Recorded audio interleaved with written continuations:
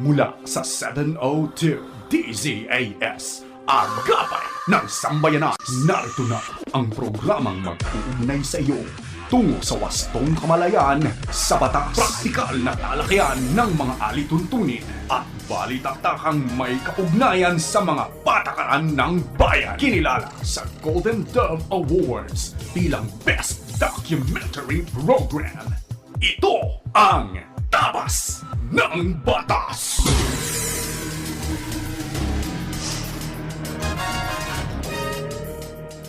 Isang magandang Sabado ng umaga sa iyo na nakikinig sa anumang bahagi ng Pilipinas, Luzon, Visayas, Mindanao at sa iba pang bahagi ng mundo.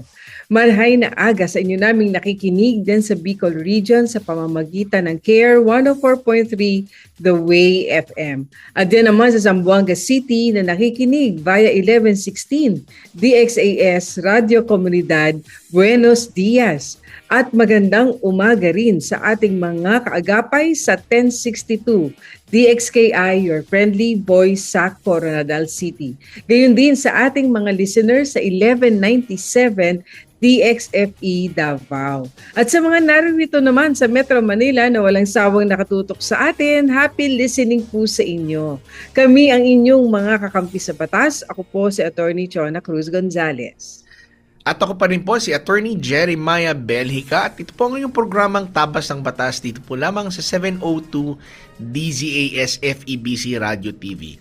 Miyembro po tayo ng kapisanan ng mga broadcaster ng Pilipinas at napakakinggan, napapanood rin po ninyong lahat sa Facebook at YouTube channels ng 702 DZAS FEBC Radio TV at syempre sa Channel 185 po sa Signal TV sa pakikipagtulungan po ng GCTV. At tayo ay sinasamahan din ng ating cute crew na sina Absidi Ferrer Tabua, Phil Lagtapon, Lourdes Magtunaw, Shikaina Abalon, Shaira Gabornes, gayon din yung ating Protex na sina Benjo Morano, Reggie Villena, Nathaniel Peralta, Jonathan Reyes at RTV na sina Aileen Valdez, Angelica Calayag, Bong Chica, Jabez Mancio at mga kasama natin sa Bukawi Transmitter site. At sa punto naman pong ito ay nais naman po nating pasalamatan kay pong aming mga kasama at kaagapay na patuloy po naming kapartner sa Ministeryo po ng FEBC. Sa tulong po ng Panginoon at sa inyo pong suporta ay going 76 years na po nating naibabahagi ang tama at mabuting balita ng Panginoong Hesukristo. Kaya malapit na rin ang ating anniversary celebration. Actually, 78th year na tayo sa June. Oo. 78 years na tayo. Yes. Coming June 6, no? At sa mga nais naman hong maging kapartner po natin dito po sa Ministeryo ng FEBC, maaari po kayong magtungo o mag-message sa aming pong Facebook page sa 702 DZAS FEBC Radio TV or bisitahin nyo na rin po kami sa aming pong website sa donatenow.febc.ph. Yan po ay one word, no? donatenow.febc.ph para sa iba pa pong mga detalye. Pero bago kami magpatuloy ni Attorney Chona sa amin pong napapanahong diskusyon, ay pagkaing pangkaisipan po muna tayo.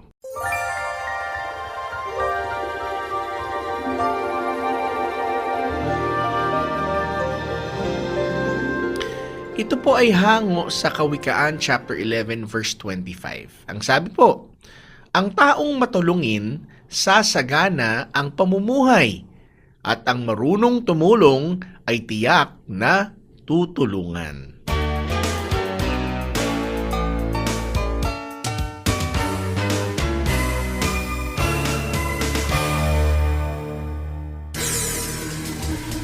Kayo po ay aming inaanyayahan na makibahagi sa ating diskusyon ngayong umaga. Kaya kung meron po kayong komento, lalo na legal na katanungan, maaari niyo ipadala yan sa amin sa ating Facebook page, ang Tabas ng Batas, FEBC. Tayo po ay magpo-pause lang for a break at sa ating pagbabalik ay tutungo na tayo sa isang mahalaga na namang topic na ating magiging subject matter of discussion ngayong umaga. Kaya huwag ko kayong maglilipat ng istasyon. Kami po ay magbabalik kaagad dito pa rin sa Tabas ng Batas. Tabas ng Batas! Paksang legal na siniksik sa mga kaalamang praktikal sa isang makabuluhang talakayan sa Punto por Punto. Pagbibigay linaw sa mga palapalagay ugnay sa mga panukalang batas. Akala at panukala.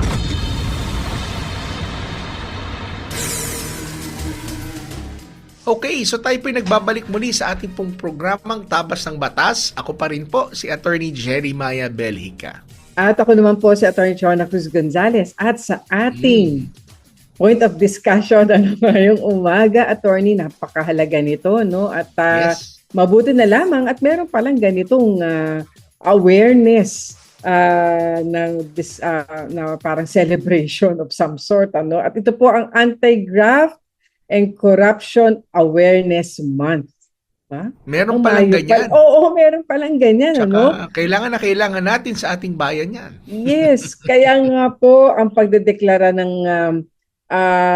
buwan ng Mayo, liro mo, marami hindi nakakaalam yan, no? Na yan ay Anti-Graft and Corruption Awareness Month. Ito po ay sa ilalim ng Proclamation number 591, Series of 2004.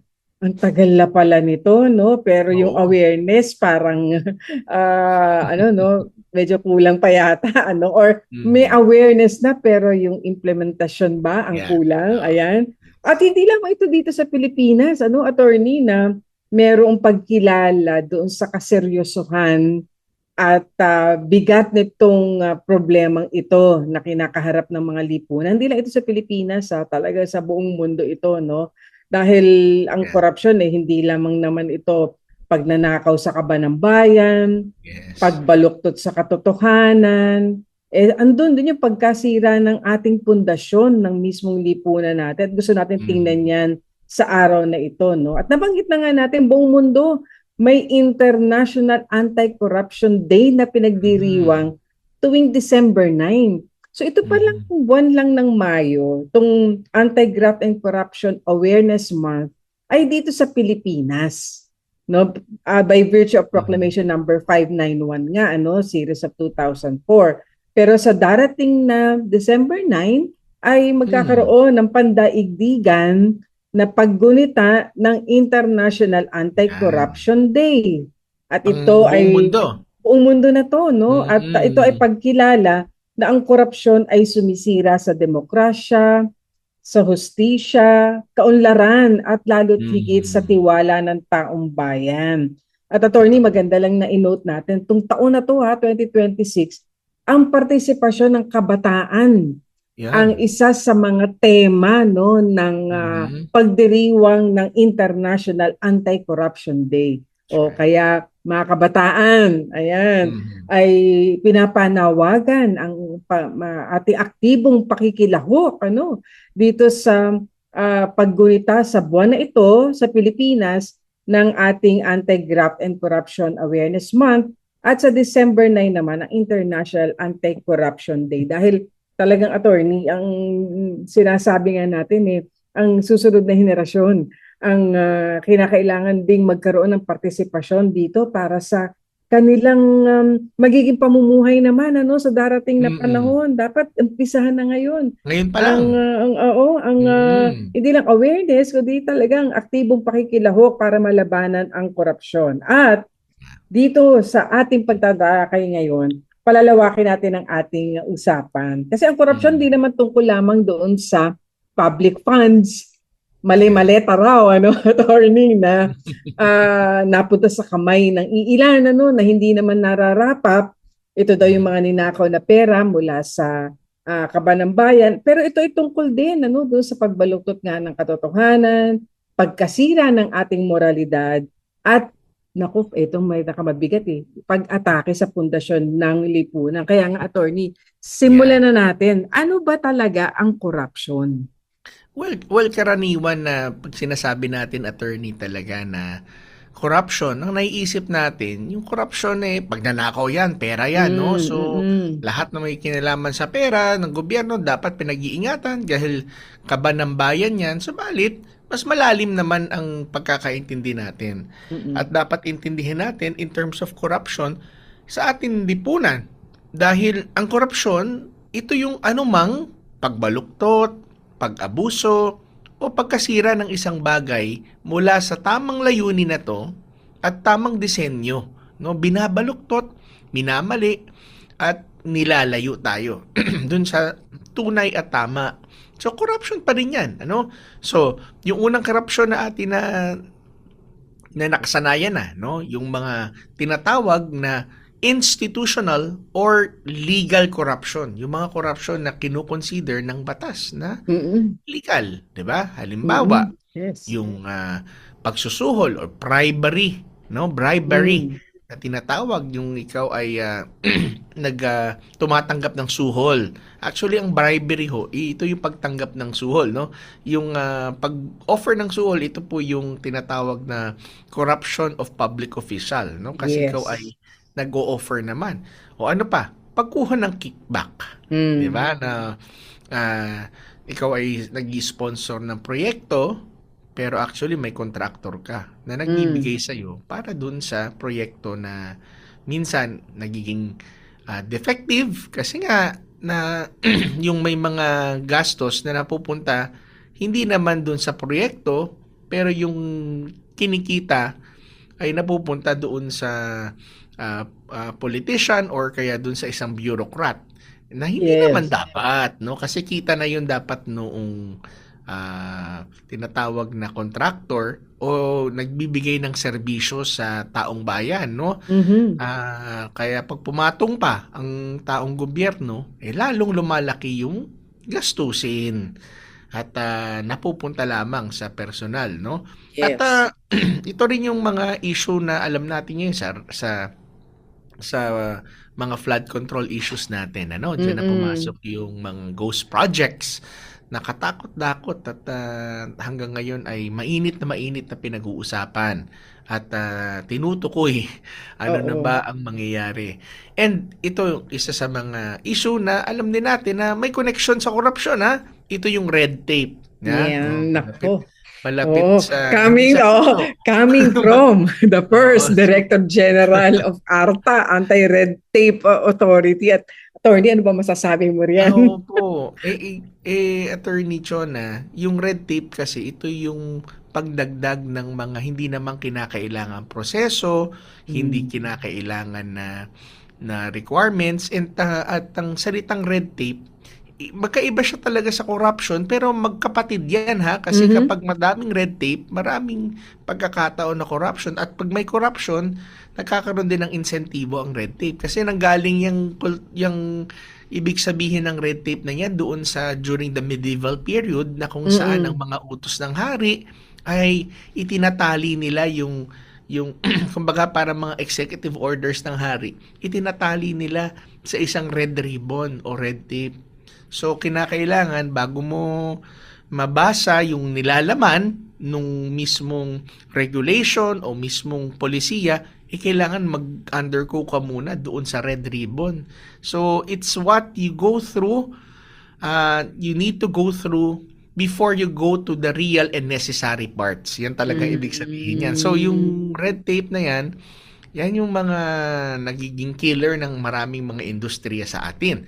At syempre, yung kasama din sa korupsyon, yung pag-abuso mismo ng opisina. So, ito yung mga legal at institutional corruption. Subalit, meron din tayong mga tinatawag na moral at cultural corruption. Ayan, ano? Yes. So, katulad ng pagbaluktot sa mali, sa tama, ginagawang mali, yung mga moral truth, ano po, lalo na yung pag nagpapahina sa pamilya, no, ang pagre-redefine ng pamilya at pagre-redefine ng ating pagkakaintindi sa ating sarili at pag-atake sa parental authority, no, na na tinatanggal ang kapangyarihan ng magulang. Maraming nagganyan ngayon ng mga ideolohiya, no, at pagsira sa moral formation ng kabataan at syempre yung pagkorrupt ng hustisya, ng katotohanan at ng ating values sa ating bansa.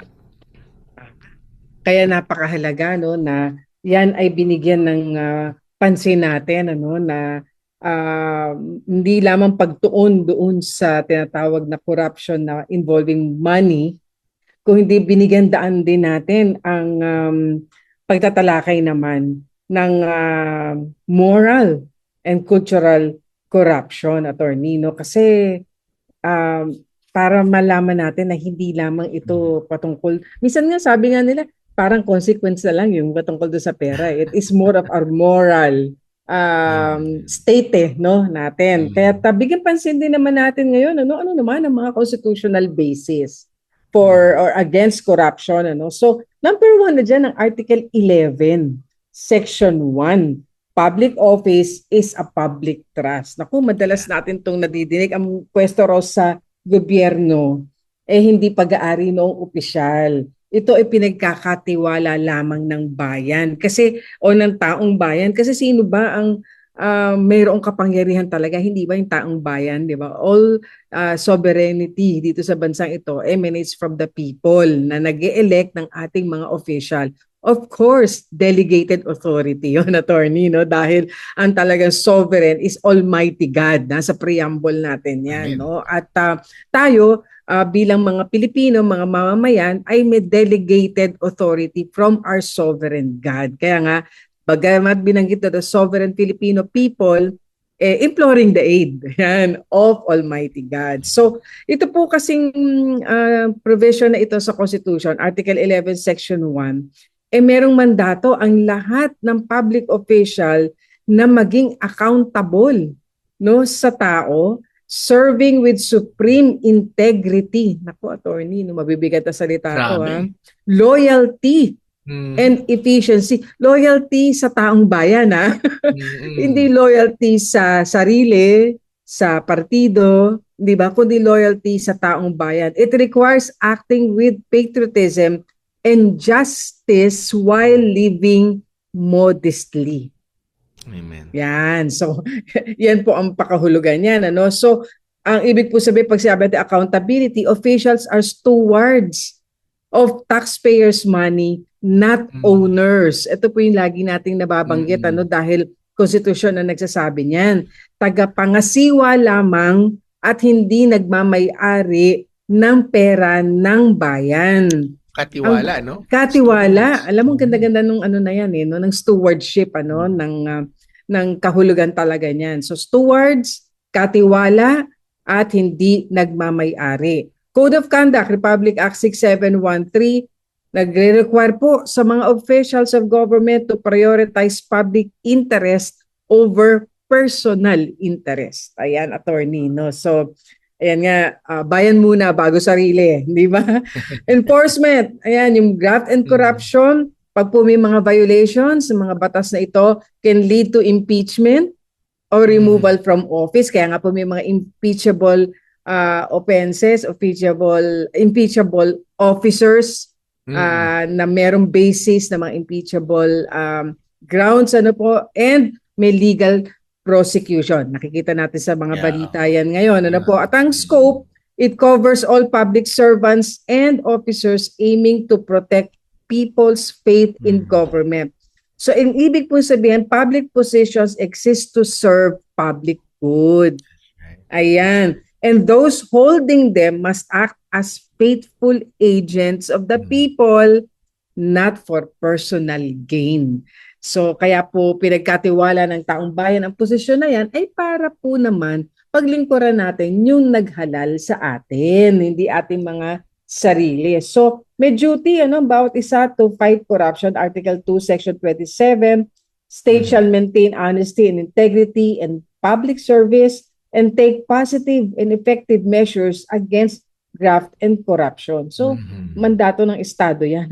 At kailangan natin din na panagutin ng Estado at sabing gawin ang trabaho din ng Estado. Ngayon, higit yan, family as the foundation of the nation. Article 15, Section 1, state recognizes the Filipino family as the foundation of the nation. Bakit mahalaga yun? Lahat naman po tayo nagsisimula sa pamilya. Saan natin natututunan ang ating mga values? Nahuhubog po tayo sa pamilya. Kaya po ang mga magulang ay mayroong talaga mabigat na responsibilidad, attorney, na hubugin yung ating mga anak. Ayon sa sinasabi ng salita ng Panginoon. Bakit? Kasi nandun po yung patungkol riyan sa pagmamalasakit sa kapwa, paglilingkod sa kapwa, at wag magnanakaw, wag magsisinungaling, hindi ba? Yung mga ganyan, mga ethical standards, ano, lahat yan makikita natin yan sa banal na kasulatan. Kaya po, sa pamilya pa lamang nagsisimula na ito. Sanctity of family life, Article 2, Section 12, state recognizes the sanctity of family life and shall protect and strengthen the family. So, napakahalaga po at of course we can discuss everything about the family, no, pero balik tayo, no, attorney, ano ba ang legal framework natin against corruption?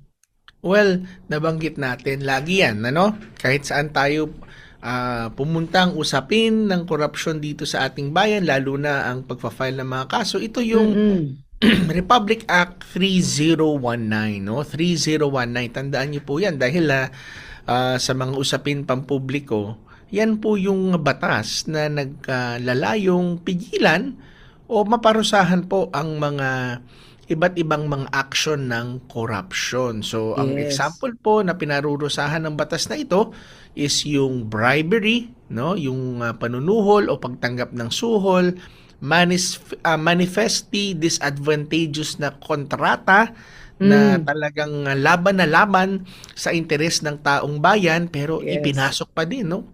Para sa benepisyo ng isang pribadong grupo, no? Yung tinatawag na undue injury to the government, isang aksyon na nag-cause ng injury, no? At kawalan ng pera, kawalan ng pagkakataon sa ating pamahalaan at yung pagbibigay ng unwarranted benefits sa mga private institutions at private parties, no? Unwarranted Yes. benefits, no? Marami pang iba na mga basis ng corruption na pinarurusahan ng RA 3019 at diyan rin natin na makikita yung sa mga kaso pagdating sa plunder ay makikita rin naman natin yan sa ating mga iba pang mga special laws na kadalasan ginagamit kasama ng Republic Act 3019 o yung Anti-Graft and Corrupt Practices Act ng ating bayan. Ngayon, kasama rin dyan ang isa pang sikat na batas, no? Ito yung Republic Act 6713, no? Ito yung tinatawag na yung conduct ng mga public officials at people in government, no? So kasama dito sa ibang pinarurusahan, no? Ito yung administratively, no? Yung commitment to public interest, no? Kinakailangan pinopromote na to na ang bawat tao sa gobyerno ay merong commitment talaga sa interes ng taong bayan, hindi sa interes ng pribado o interes lang nung nakaupong mga politicians temporarily, no? Yung professionalism ng bawat isa sa gobyerno ay kasama sa pinopromote ng RA 6713, yung kanilang responsiveness, yung kanilang bilisang pagtugon at yung responsiveness kasi attorney kasama dyan yung hindi pa nangyayari pero nakikita mo na pwede mangyari, you act prudently, no? And syempre yung simplicity sa pamumuhay, no, ng taong gobyerno. Parang minsan parang nagiging baliktad pa nga. Kasi yung ikaw ay nasa gobyerno, ikaw ay siya. Pero ang 6713 ay pinapaalala ang values na ating inaasam. And syempre, yung integridad, no? Na sinasabi din ng ating konstitusyon na dapat makita sa bawat taong nasa gobyerno. So, kung ikaw po ay naglilingkod sa gobyerno, ay napakataas po ng requirement, no? Moral requirement and requirement on honesty and integrity. Kasi nga po, ikaw ay lingkod pampubliko, lingkod ng taong bayan. Yes. At meron din isang batas dito, yung Republic Act 11032 or yung Ease of Doing Business and Efficient Government Service Delivery Act na pinasa noong 2018. Ano? So, ang target ho na to is labanan syempre yung red tape, no? And syempre yung lapis na pagpapatagal ng mga application, permits, licenses at anumang aplikasyon sa gobyerno. Dito rin ho itinalaga yung 3720 na processing time na hindi pwedeng lumagpas ang taong gobyerno sa pagpoproseso ng application. Kung simple transaction 3 days, kung complex transaction 7 days, at kung highly technical ito po 20 working days. So naririyan na yan sa batas, at meron mga penalty din na pinoprovide, at syempre yung pagpapalakas ng pag-aayos ng Citizens Charter. Ngayon, pinarurusahan din dito sa batas ito yung mga fixers. Kanina sinabi natin dun sa RA 3019, yung bribery, yung pagtanggap ng suhol. Ngayon, meron din naman minsan yung mga tagapamagitan dun sa nag-aalok ng suhol tsaka dun sa tumatanggap ng suhol. Yun yung mga tinatawag na fixers. So, mga fixers ay pinarurusahan sa batas ng Republic Act 11032. And syempre yung bureaucratic extortion naman na nangyayari, no? Kasama rin dyan yung pagpapasimple ng serbisyo sa pamahalaan. And finally, yung tinatawag na ang kapangyarihan ng ating Office of the Ombudsman. Yan ang sa lahat ng itong sinabi na ko na batas, attorney, the RA 3019, 671, 311, 032, ang tunay po na nag-i-implement po na to, no? Ay ang Office of the Ombudsman at ang syempre Civil Service Commission dun sa RA 6713, pero in a larger scheme po, no? Ang Office of the Ombudsman, sila po ang siyang tunay na tumutugis sa mga government official na nagva-violate po ng mga batas na itong atin hong binanggit. Ngayon, Attorney Chona, mula sa Pilipinas, ano naman ang global fight against corruption? Oo, so ito nga ay pandaigdigang problema, no, na kinakailangang harapin at labanan, international or global fight against corruption. At ito ay isang coordinated global effort, attorney, no, na talagang hindi lang dito sa ating bansa. At meron ng mga frameworks, no, katulad ng UN Convention Against Corruption. Anong layunin nito? Of course, para paigtingin pa yung paglaban sa corruption, sa bribery, money laundering. Yan ang mga bagay na una ng pansin. Strengthening accountability, increasing transparency in public procurement, and enforcing cross-border penalties. Ito na nga kasi dahil international na ito, attorney, no? So, ito palang UN Convention Against Corruption is or was adopted in 2003 pa at 190 parties committed to its obligations. So, kasama tayo riyan. Including preventing, detecting, and punishing corruption, as well as asset recovery. Kasi attorney, yun ang isang bagay din na sentimiento rin ng ating mga kababayan.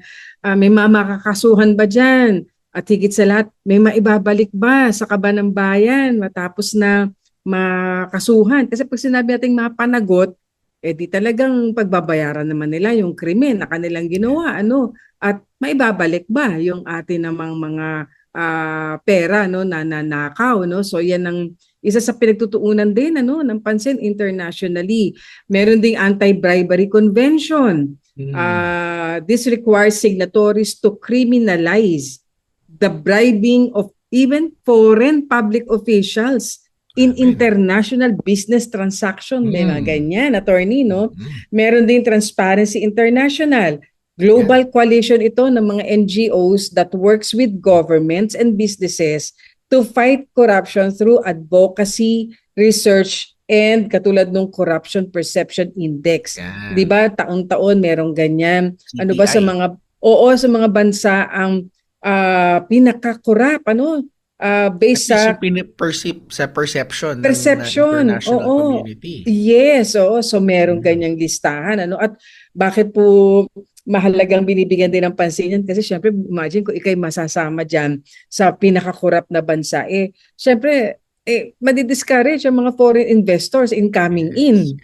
Hindi sila maglalagak ng puhunan sa bansa na napaka-corrupt, hindi ba? At mahigit sa lahat pala, mahalaga rin, attorney, asset recovery and enforcement. International efforts increasingly target the return of stolen assets to their countries of origin, aiding in justice and accountability. So, syempre sabihin ko, sana dito rin sa Pilipinas. Kaya, naapektuhan po ng corruption, ang democracy, human rights, and development natin, poverty reduction, and rule of law. Kaya kapag po corrupt ang gobyerno, alam po ninyo, ang unang-unang nasasaktan ay yung mga napakamahihirap nating mga kababayan dahil hindi po napapaglingkod sa kanila yung pera na sa pamamagitan ng mga serbisyo na dapat ding dumarating sa kanila. Kaya attorney, sa lahat ng ito, ano ba ang sinasabi ng banal na kasulatan patungkol sa issue ng corruption? Nako, napakaganda, Attorney Chona, na nabanggit mo nga na ito'y international matter na ating nilalabanan. Dahil, actually, ang corruption talaga starts in the heart of man. And sinabi yan mismo sa Genesis chapter 3, no? Makita natin na sinabi ng Diyos, once you eat of this fruit, you will die, you will surely die. At yun ang unang corruption na nangyari.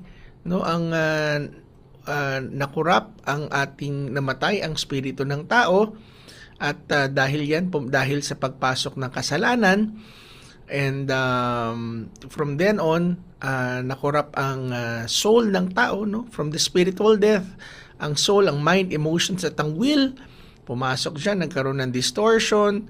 And syempre, yung tinatawag na transmutation ng katawan ng tao from being the body to the flesh, no, to the sinful flesh. So, makita natin na nandun ang corruption talaga, and hindi mo kailangan turuan ng kasalanan o kasamaan ang bata. Kasi ang bata, natural na matututo yan na gumawa ng mali.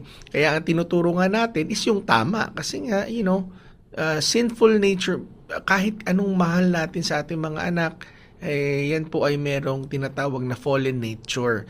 Kaya nga, ang sabi ng salita ng Diyos na sa Romans chapter 13, na ang gobyerno ay nag-i-exist as God's servant for justice. Ibig sabihin, ang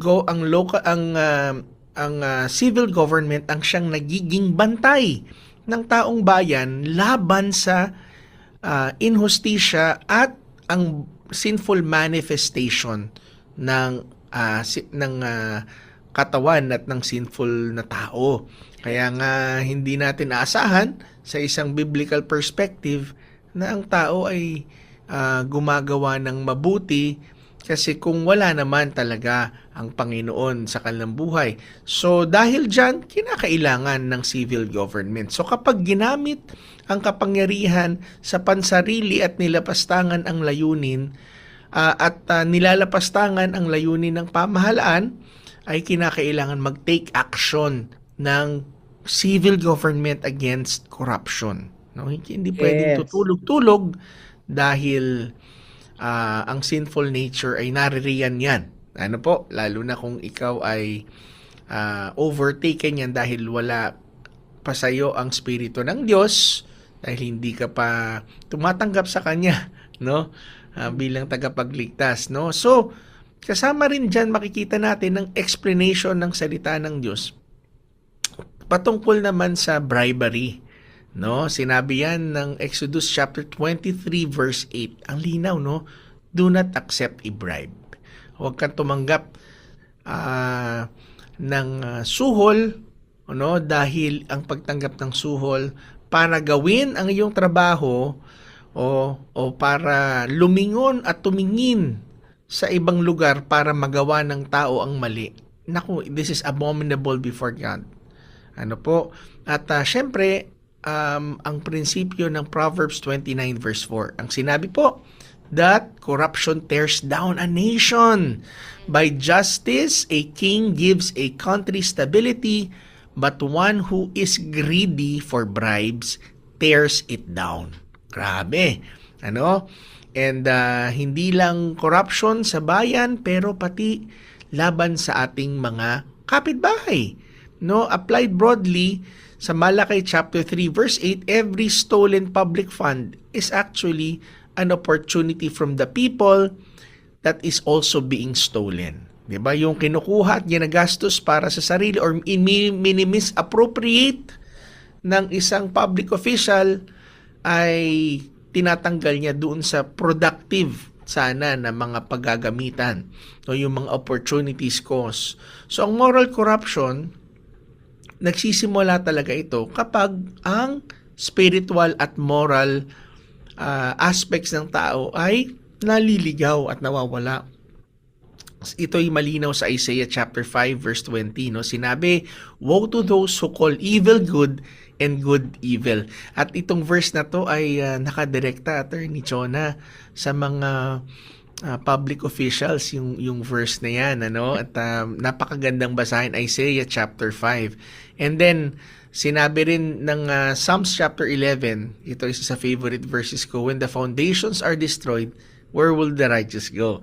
Ang hirap na kapag ka mismo ang legal system, ang legal system at ang governmental system ang siyang naririg na, no, ng corruption. At dahil ito'y napakahirap, kaya nga dapat sundan natin at simulan natin ang laban ng corruption sa ating mga pamilya. No, sinabi ng Deuteronomy chapter 6 verse 6 to 7 yan, no, ang katuruan na turuan ng tama ang mga tao ay hindi nagsisimula sa gobyerno, pero sa mga magulang. Ito nga yung panalangin sa Shema, no, na teach your children when they wake up, when they lie down, when you walk, ituro mo sa kanila ang tama na ayon sa salita ng Diyos. So, speaking of family and morality, Attorney Chona, ano naman ang masasabi natin dito sa corruption ng morality at culture? Alam mo, Attorney, yung corruption talagang nabanggit na nga natin kanina, hindi lang doon sa pagnanakaw mula sa kaba ng bayan, ano? Pero yung corruption na nga rin sa kultura, kasi may iba nagsasabi na nga na, ano ba, parang systemic na to, nasa lahat na yata ng lahat ng lugar sa lipunan meron, ano, public, private sector, ano. Pero yun nga po, magandang na-lay down biblically, no, ang talagang mga pinagsimula ng lahat ng ito.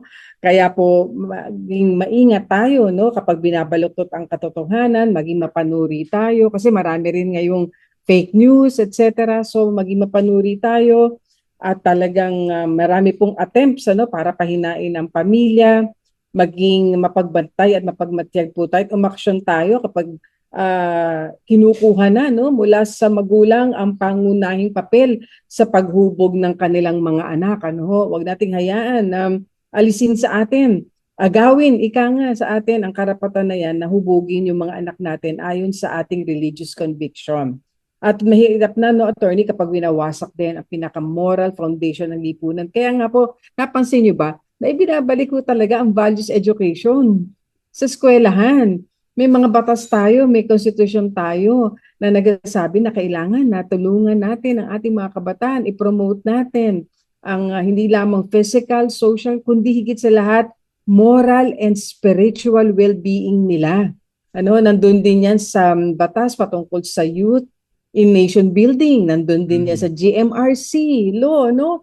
Maraming bagay po na naipasa na, mga batas rather na naipasa na para po magkatulong-tulong tayo mula sa pamilya, sa lipunan, hubugin ang ating mga kabataan, ano po, kung ano ang tama, ano ang wasto at nararapat, ano po, ayon, ano, sa prinsipyo, hindi lang ng batas, kundi ng ating banal na kasulatan. At yan po ang nais nating maging kumbaga very prominent, ano, sa ating mga kabataan ngayon. Higit pa riyan yung pamilya, no, kasi yan po ang unang paaralan ng integridad. Diyan po unang natututunan ng mga kabataan ng kanilang mga values. Kung corrupt ang pamilya, huwag na tayong magtaka po kung corrupt din ang ating pamahalaan. Kaya maging maingat po tayo riyan. Wow, that is a very strong fundamental truth, attorney, na nabanggit mo, no? It really starts personally. So, kaya nga, ang makikita natin, ang pinapatunguhan ng ating discussion, that the root cause of all corruption ay hindi lamang ito legal problem, di ba? Hindi lang siya administrative problem. Yes. Hindi nga lang siya isang political problem.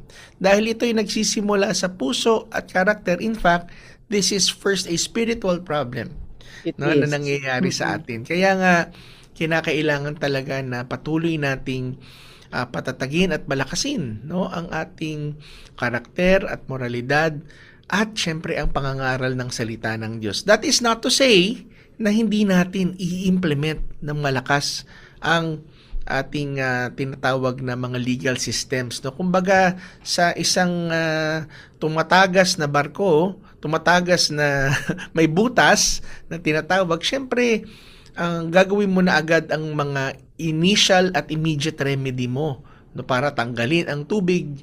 Pero hanggat hindi mo tinatakpan ang butas, tutuloy-tuloy po ang pagpasok po ng tubig na yan. Ganun din po. Kaya nga, lagi ko nga sinasabi, Attorney Chona, kahit noon, ang corruption ay parang tubig, lagi naghahanap ng lalagusan. Subalit, salamat sa ating Panginoon.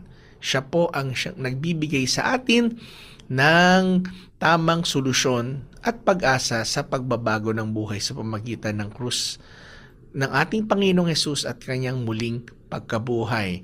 Kaya nga, tandaan ho natin, no, kapag ang laban kontra corruption ay patuloy ho natin ginagawa ito, simulan po natin sa ating pamilya. Yes. At ito po ay hindi lamang, o ang korupsyon ay hindi o katiwalian, ay hindi lamang laban sa mga nagnanakaw ng pera ng bayan, kundi laban din ito para sa katotohanan, integridad, sa hustisya, laban din para sa pamilya natin at para sa kinabukasan ng ating bansa. Amen. So, hindi natin maayos ang gobyerno, di ba, Attorney Chona, kung hindi maayos ang ating kultura. No? Ang ating culture ay yan ang nag-fuel talaga ng public engagements and public policies natin. So kaya kung hindi maayos ang kultura natin, kung pababayaan nating masira ang pamilya, yan ho masisira ang ating kultura at hindi ho mapoprotektahan ng bayan kung walang taong handang manindigan para sa katotohanan at wala hong bayan na tumatawag sa tunay na solusyon sa korupsyon, ang ating Panginoong Hesus. Diba po? So, kaya nga, Attorney Chona, Yes. no, napakaganda na ating usapan. Oo. Subalit, tayo ay magbabalik, no? Sa ating pagbabalik ay sasagutin na natin ang ilan sa kanilang mga katanungang legal. Kaya wag ko kayong aalis, babalik po kami ni Attorney Chona dito lamang sa Tabas ng Batas. Tabas ng Batas!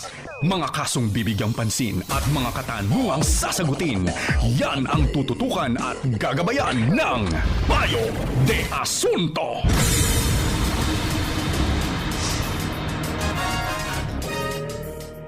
Alright, so tayo po ay nagbabalik dito sa ating programang Tabas ng Batas at ngayon ay dadako na po kami na Attorney Chona sa Payo de Asunto kung saan susubukan po naming sagutin ang inyo pong mga katanungang legal. Kaya't bigyan daanan natin ngayon ng isang katanungan mula sa ating listener. Good morning po, attorneys. Hingi lang po sana ako ng tulong regarding sa house title namin. More than 3 years na po akong naghihintay pero hanggang ngayon, hindi pa rin po nire-release ng developer. Ang sabi po ng staff, nasa entry na raw po ng BIR. Normal po ba na ganito katagal ang proseso? Ano po kayang pwede kong gawin para mapabilis ito? Maraming salamat po and God bless. Ayan, attorney. So, hindi lamang ito ngayon, na nagkaroon tayo ng ganitong mga katanungan, at hindi lamang sa ganitong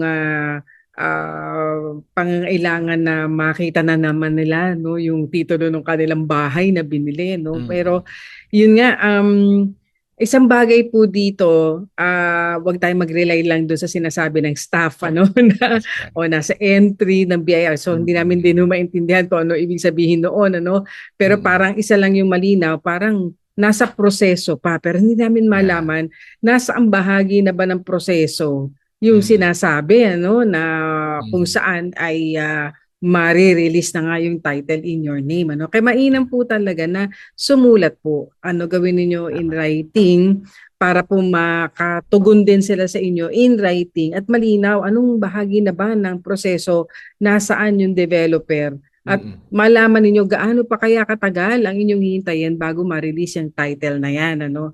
Kasi attorney, hindi rin ganun kadali. Given naman yun. Kasi may mga dokumento silang isi-secure, may mga babayaran pa yan ng mga taxes, etc.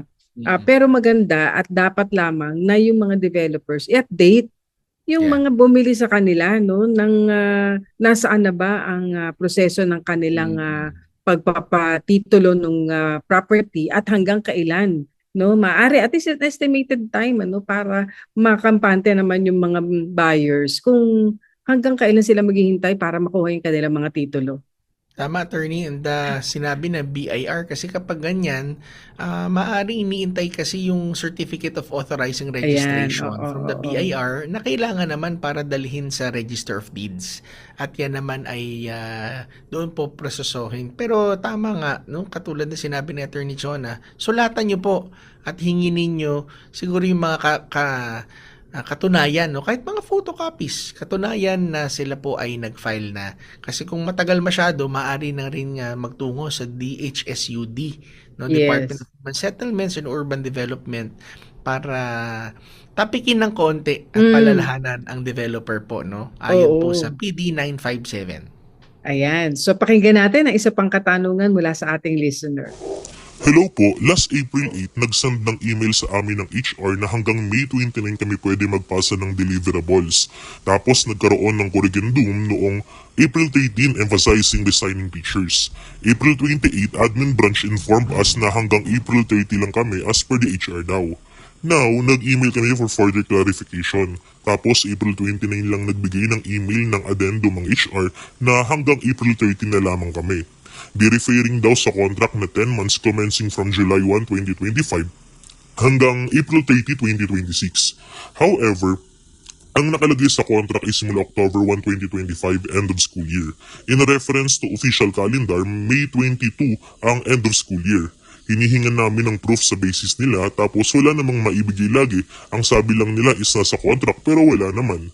Tapos sa addendum, iniligay nila na hanggang April 30 lang ang pagpasa ng deliverables, which is contrasting sa unang email na hanggang May 29.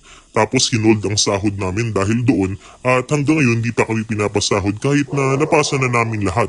Confirmed na by the academic coordinator. Ano po kaya pwede namin gawin? Thank you po. Ayan, attorney. So ito naman ay may kinalaman sa, I think, mga guro ito, ano, attorney, na involve at meron silang kontrata. Alam po ninyo kung ano yung talagang nakasaad sa kontrata, yun po ang dapat talagang manaig, ano? Yun ang dapat na bigyan. So, hindi po yung kung ano yung sinabi, kundi ano ba yung nasa nakasulat. Kaya alam mo, attorney, napakahalaga talaga ng mga written contracts, no? Kaya in this case ay ang tanong nga nila at paano ba nila i-resolve ito, attorney? Andun na sila sa tipong nagtatanong na rin sila kung paano ba yung kanilang ikakaso, no? Pero magandang linawin muna. Oo, attorney. Oo nga, no. Kaya nga kung ikaw hindi rin nabanggit kasi kung ikaw ay nasa DepEd o government or private school, kasi kung ikaw ay private school or government man ay lumalabas ikaw ay parang contractual, dapat yung kontrata pa din ang masusunod. Kung nakalagay dito October 1 hanggang end of school year, yun ho inyong susundin. Siguro pag-usapan malinaw kasi sinasabi ho nila iba ang starting nila na sinasabi, no? So, tsaka diniklara po ng DepEd ano po yung end of school year. So, yun ang susundin. So, at the same time, kung kayo naman po ay hinuholdan ng salary, ay bawal din po yun. Lalo na kung ikaw ay nasa private, ha? Yan po ay bawal sa ating pong labor codes, Article 113 at 116. Kahil nakapagsabit na ho kayo ng lahat ng mga kinakailangan. Subalit, attorney, kung nasa public school naman sila, saklaw naman yan ng civil service at syempre ng DepEd. Pwede kayong makipag-usap muna sa HR at kung hindi ho may produkto ang inyong pakipag-usap, mag-grievance mechanism na po kayo, no? Sa bawat DepEd, meron po sila diyan at sa school divisions office Yes. at sa civil service maaari din ho kayong magtungo kung wala pong mangyaring produktibong usapan. Kaya tingnan ho ninyo at balikan ang inyong kontrata. Yan po ang ating naging talakayan at kung hindi po nyo napakinggan ng buo ang naging kasagutan sa mga tanong, pwede nyo balikan sa ating Facebook page ng 702 DZAS-FEBC Radio o sa Tabas ng Batas FEBC. At kung hindi ho namin nasagot ang inyo po mga napadala na hong mga katanungan sa amin, maaari niyo po itong bantayan at abangan sa susunod pong mga Sabado. Sa mga may legal concerns po sa inyo at gusto magpadala po ng inyong katanungan, mag-message po kayo, magpadala ko yun ng audio, ng video po ninyo sa aming pong Facebook page. Sige, tayo ngayon ay dadako na po sa ating pong oras ng pananalangin. Panginoon, makapangyarihan sa lahat, kami po'y lumalapit sa inyo. Sa ngayon, sa oras na ito, sa bawat isang nakaririnig po ng aming tinig, Lord, wala pong aksidente sa inyo, Lord. Yung iba sa kanila, Lord, has just scrolled through, Lord God, ang aming pong programa. Pero Lord, dalangin po namin na hihipuin mo, Lord, at pagpapalain mo ang bawat isa, Panginoon, na nakikinig po sa aming pong programa sa ngayon, Lord. We pray for those who are going through na napakabigat ang mga problemang legal, relational, financial, Lord God, psychological. Father God, we pray that you would just lighten their load, Lord, as you would teach us, Lord, to trust you, Lord, sa lahat ng mga bagay. Dinadalangan po namin, O Diyos, na Ikaw, Lord, ang patuloy na gumabay sa bawat pamilya, Lord, sa amin pong laban sa korupsyon, laban, Panginoon, sa korupsyon. Una, Lord, sa aming puso at isipan, hindi, Lord God, lamang sa pagtuturo sa pagkakamali ng iba, kahit, Lord, ng aming mga leaders at pagkukulang ng iba, Lord God, pero, Lord, sa iyo kami unang titingin, Lord, and we will ask, Lord God, for the healing of our land, Lord, and for the correction, Panginoon, at pagtutuwid, Panginoon, sa aming buhay. Salamat, Lord, sa bawat pamilya, Lord, sa bawat magulang, sa bawat kabataan. Panginoon, magpapasalamat kami dahil Ikaw ay nananatiling Diyos at Panginoon. We pray, Lord, for our nation. Bless our nation, Lord God, as we commemorate our fight against corruption. We give you praise and we give you glory. In this we thank and pray in Jesus' name. Amen at amen. Amen. Salamat po mga kaagapay sa mga tumutok sa radyo, online, via Facebook, via YouTube, at syempre via cable channel 185 sa Signal TV via GCTV. Kami po ang inyong mga kakampi sa batas. Tuwing Sabado ng umaga, ako pa rin po si Attorney Pastorny Jeremiah Belhica. At ako naman po si Attorney Chona Cruz Gonzalez, nag-aanyaya sa inyong lahat na samahan kaming muli sa susunod na Sabado sa parehong oras at himpilan. Kaya't lagi po nating tatandaan, kung uunawain at susundin, kakampi mo ang batas. Nais po namin makarinig mula sa inyo. Para sa mga kuro-kuro, mungkahi, o mga bagay na nais ibahagi sa palatuntunang iyong napakinggan, sumulat lamang sa 702 DZAS, Agapay ng Sambayanan, 1 Corporate Center, 46th floor, Doña Julia Vargas Avenue, corner Meralco Avenue, Ortigas Center, 1605, Pasig City. O mag-email sa dzas info@febc.ph.